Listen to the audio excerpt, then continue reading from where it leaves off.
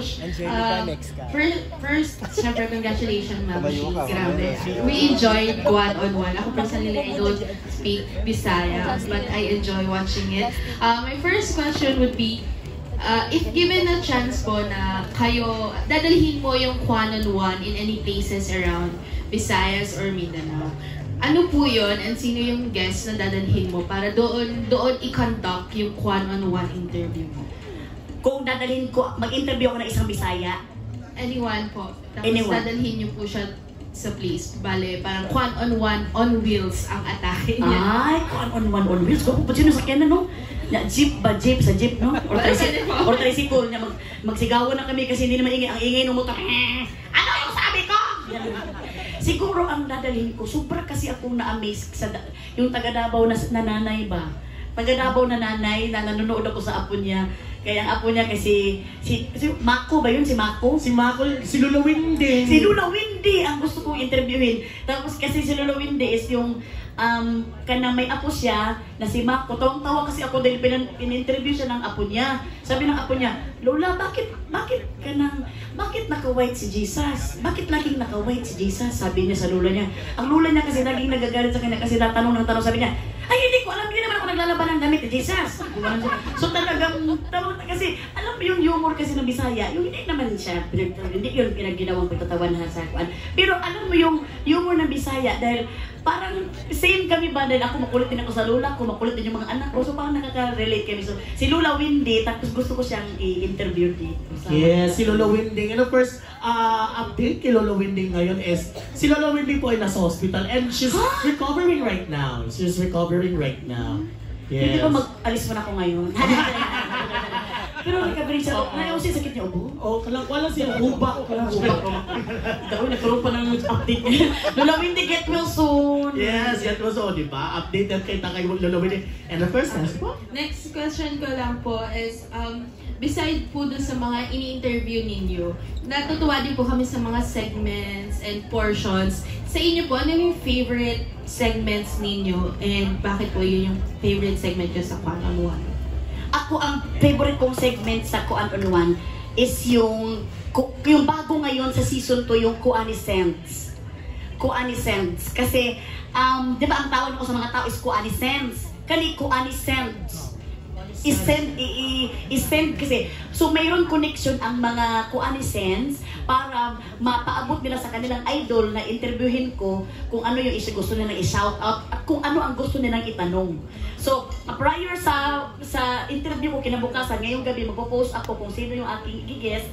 Magtatanong sila para kung ano yung gusto na itanong at makakarating yun mismo sa kanilang idol na i-interviewin ko. At sa-shout out pa sila sa Kuan-on-One. Ay, perfect! Yung Kuaniscents. Kuaniscents. Yes. Yes. Thank you so much, Mika. You're so very Bini Mika. Thank you so much po, Miss Nika from Push. Next is Miss Angelica Villanueva from Manila Standard. Hello po.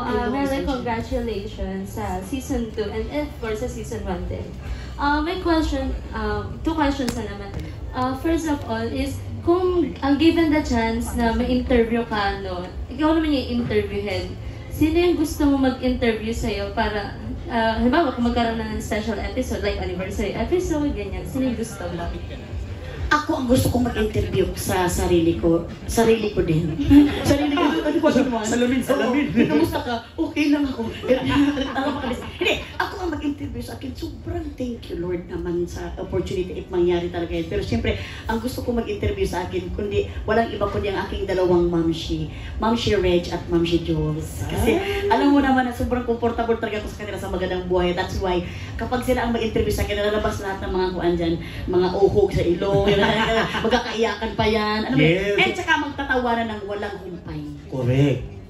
Parang, ano siya, parang all throughout laugh and of course, mixed emotions. Yeah. Yes, mixed emotions. Maraming salamat, Miss Angelica. Last question po. Sa Season 1, ano po yung greatest lesson na natutunan niyo po sa lahat na na-interview? Ako, ang greatest lesson na natutunan ko talaga sa lahat ng na-interview ko is yung paghikab nitong nasa likod ni Juan. Hindi, alas 3 kasi ngayon yung oras ng pag-nap talaga, no? Pero Yes! Maraming Siesta time. Thank you so much na nag-waste ng time talaga dito sa akin na makinig kayo. Kahit na antok kayo, gusto niyo na matulog. Kita-kita ko na pagtingin ko kasi nakagano talaga. Ako, ang pinaka-kuan ko talaga, ano pala yung tanong? Bakit ako nabuha sa ganito? Greatest lesson. Ako ang greatest lesson ko na natutunan dito sa season 1, alam nyo, na pag umuwi, pag nag-i-interview ako, tas pag uwi ko, alam mo yung lahat pala talaga ng mga kalungkutan or yung mga kaganapan ng mga nakakatakot or mga problema, lumilipas lang. Kasi lahat ng na-interview ko nasa-share nila yung mga problema nila, yung mga takot nila, yung mga kalungkutan nila, na kitang-kita naman ngayon kung gaano na sila ka-successful. So sabi ko, in fairness para talaga, no, lumilipas talaga ang lahat. Minsan nga may mga problema na nasosolve lang ng kanya, hindi mo naman sinasolve. So, dapat talaga, no time tayo na mag-worry, no time tayo mag-overthinking, enjoy life lang talaga tayo. Pero huwag naman yung sobrang enjoy life na parang enjoy life in a right way. This is the way. So, yun ang natutunan ko na talaga namang lagi tumatatak sa lumilipas ang lahat. Yes, lumilipas ang lahat at huwag tambayan ang problema. Yes. Ganun. Kaya eto, thank you so Thank much. you so much, Miss Angelica. Miss Angelica Villanueva from Manila Standard.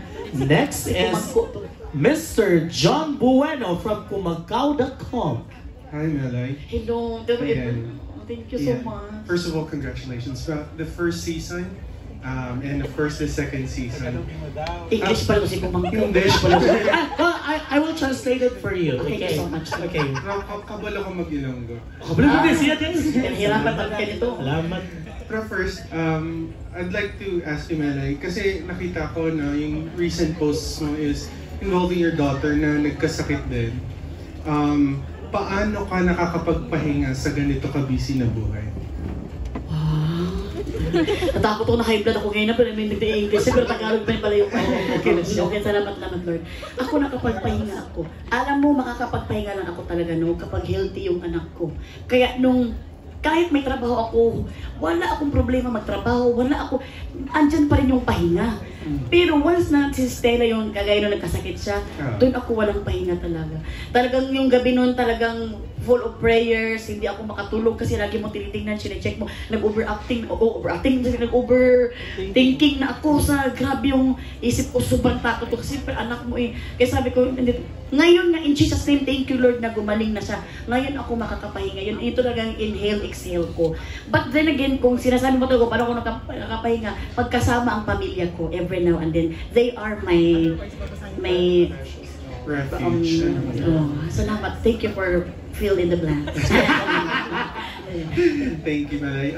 Aside from that, my other cousin is, kanino ka naman natatakot mag-interview? May particular person ba na kinakatakutan kang kausapin or tanungin a certain question? Ako natatakot talaga kung tanungin. Ito talaga inaaminado talaga ako. Natatakot akong interviewin si Ma'am Annabel Rama talaga. Kasi talagang nakakatakot pa talaga yun. Hoy, Day! Ano ba, Day? Magkano din ka nun? Ako din eh, pag in-interview, ay Diyos ko, ayoko. Oo, nakakatakot yun. So, magtatakot ako kay Annabel. Pero sinasabi, totoo talaga sinasabi, face your fears. Yes. So, kailangan ko i-face niya. Kung mag-chance naman interview ko si Ma'am Annabel Rama, talagang mag-wear ako ng mga shields. Baka mag-wear naman si Ma'am Annabel, ayaw ko anak-aday. Bagong di ka, day. Ganun sa akin. Pero, siyempre, natatakot ka kay straightforward ba yan si Ma'am Annabel. Diba? Kaya, medyo natatakot ako. Pero, ang pinakatakot ko para talaga sa interviewer, yung mag-i-English na. Ito mga Bisaya pa naman, mahilig mag-English. Ano ba? Yung mga Bisaya sa Cebu. Kaya yun din, pero nako-conquer ko naman. Conquer. And congratulations again. Alam ko magkaka-season 3 ka. Salamat, Kumagaw. Since Melason Day 1, talagang andyan siya lagi. Ay, just pala siya. Hello po, Sir John Bueno. So, bakit parang may crush ka sa kanya? Oh, di ba? Uy, gwapo kasi, Day. Uy! Di ba natatakot kay Bakit kay Sir Alan, hindi ka nagkwent kay Sir Alan? Ano ko naman siya, best friend. Gano'n naman, best friend ko man. Hello! So natakot ka kay Ma'am Annabel Ramaday. Kanang matakot ako ba na interviewin siya, but I have to face my fears. Yes. Because my face is my fear. Yes. So ito na, ladies and gentlemen, Miss Annabel Ramaday. Chay lang. Ibang Annabel ba ng gano'n-gano'n? So ito na, next is Mr. Carlos Aragon from Mega Kapal.